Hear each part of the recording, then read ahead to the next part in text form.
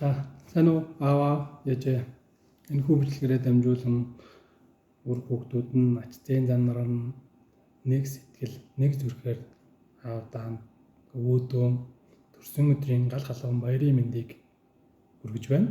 Хүүхдүүд нь дандаа хайртай шүү. Бидний төлөө халуунд халж үйдэнд хөрж хүнд хүчээр ажлыг нуруундаа үрж явахдаа та хоёроос хангалттай ихээр харж бахархаж явдаг юм шүү.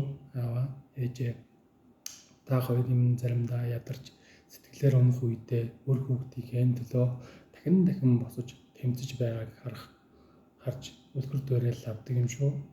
Та хоёр минь тэр их хичээл зүтгэл хариуцлага хүлээж байгааг харж амьдралын бодит туршлага хичээл заалгаж байдаг бид бас азтай хүмүүс шүү. Гаваа янжаа та хоёр минь бидний түшиг тулгуур хизээж хаанч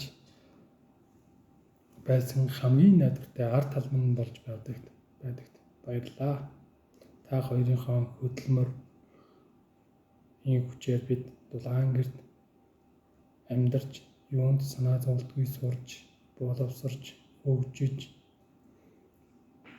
мөрөөдлийнхөө төлөө гэр бүл зохиож мөрөөдлийнхөө төлөө ажиллаж амьдарч ачтын нарыг нь төрүүлж өсгөж хүмүүжүүлэх гэж хичээж илээ. Бидний инээмсэглэл бүрийн цаана та хоёрын хөлс хүч бидний төлөө гэсэн золиос байдгийг бид ойлгож байгаа шүү. Баярлалаа. Заримдаа бид үг үйлдэлээрээ та хоёрыгоо гомдоож хичээл зүтгэлийг тань дутуу ойлгож байсан мөч бүрийнхээ төлөө уучлалт гуймаар байна.